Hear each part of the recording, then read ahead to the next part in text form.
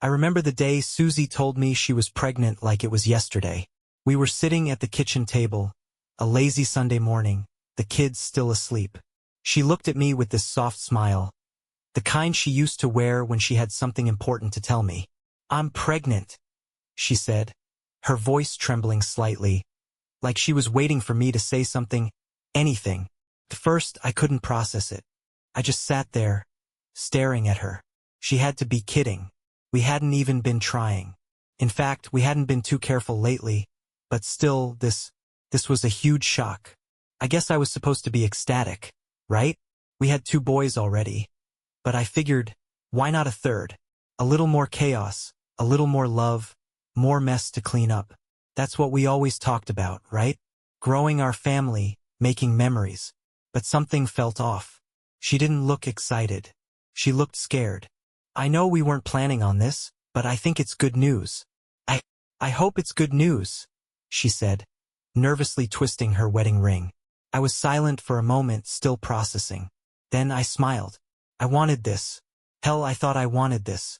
Yeah, I guess we've got another one coming. This is gonna be great." But even as the words left my mouth, I couldn't shake this feeling.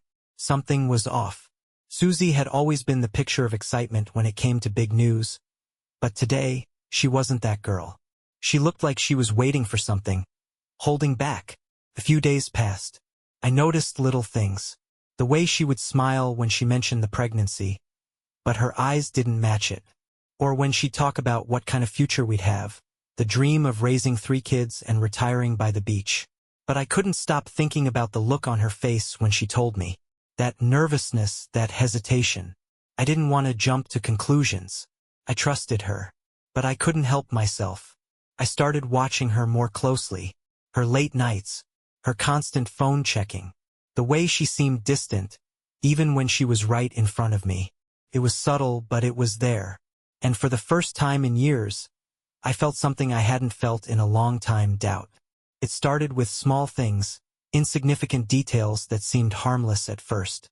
Susie's phone had a password now, which was odd. She never used to bother with one.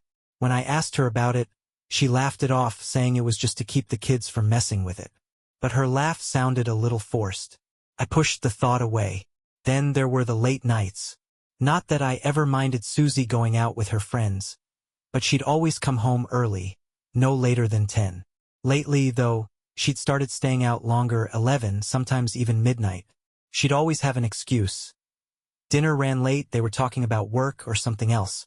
But each time she came back, there was this faint smell on her. Something floral, not her usual perfume. I knew it wasn't her, and I told myself it was just my imagination. The worst part? The intimacy between us had changed. We used to be close, always finding time for each other even after a long day with the kids. But now it was like we were strangers. She'd pull away when I tried to kiss her, always tired or not in the mood. I told myself it was just the pregnancy. She was probably exhausted. But something in my gut told me it was more than that. I couldn't keep ignoring the signs. My mind started racing. What if my suspicions were true? What if Susie wasn't just tired? What if... The breaking point came one Wednesday night. She had gone out again with the girls from work, and I stayed home with the kids. They were asleep by 8, so I decided to do something I hadn't done in years. Go through her stuff. I know it was wrong, but I couldn't help myself. I just had to know. I started with her phone. Her messages were mostly innocent, but there was one conversation that stopped me cold. She was texting someone named R. Nothing unusual at first, just some casual work talk. But then I saw a text that made my blood run cold. "I can't wait to see you tonight. It's been too long." My heart skipped a beat. The phone slipped from my hands, hitting the table with a loud thud. I took a deep breath, trying to steady myself, but my hands were shaking. I wanted to confront her right there and then, but I couldn't. I was frozen in place, unable to move. It was clear now. Something was going on, something I wasn't a part of. I spent the next few days in a haze, trying to make sense of everything.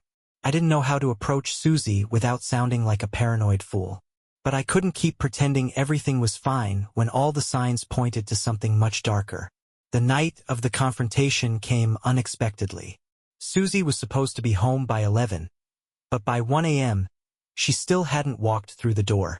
I could feel the anger building in me, the hurt, the betrayal, all of it simmering just beneath the surface. When she finally arrived, I was sitting in the dark living room, waiting. She looked surprised to see me, but there was something else in her eyes. Something like guilt. It only made my stomach turn harder. "Where have you been?" I asked, my voice low and controlled. I didn't want to yell, but I was close. She froze in the doorway, looking caught off guard. It was a late night, that's all. I stood up and faced her, my heart racing. No. No, it's not just a late night, Susie. Something's been going on. And I need the truth. She took a step back, her hand instinctively reaching for her phone, but I was too quick. I grabbed it from her and held it in my hand. "Who is R?" I asked, the words burning in my throat. Her face drained of color. She didn't even try to deny it. Instead, she looked down, her eyes filling with tears. I didn't want to hurt you," she whispered, her voice barely audible. I felt my world crack in that moment. "Who is he, Susie? What's going on?" She was silent for a long time before she finally spoke. It's someone from work. He's been more than just a coworker, and I didn't know how to tell you. I was scared of losing you." My blood ran cold. "How long?" I whispered, barely able to form the words. "A few months," she admitted, tears streaming down her face. "I never meant for it to happen, but it did. And when I found out I was pregnant, I didn't know how to tell you the truth. I thought maybe it was his." My mind spun. I wanted to shout, to scream, to throw something. But instead I felt empty. All these years, all the love, all the trust, and it meant nothing. I pulled back from her, letting the silence hang in the air. "So the baby, it's not mine?" She shook her head, her sobs growing louder. "No, it's not. I'm so sorry. I never meant to hurt you, but I couldn't take back what happened." I took a deep breath, my entire body numb. "I don't know how we come back from this, Susie. I really don't." In that moment, I realized something. Our whole life, everything I thought we were, had been a lie. And the most painful part? I didn't know who I was anymore. The man who trusted his wife, who dreamed of a future with her. He was gone. The truth hit me harder than anything I could have imagined.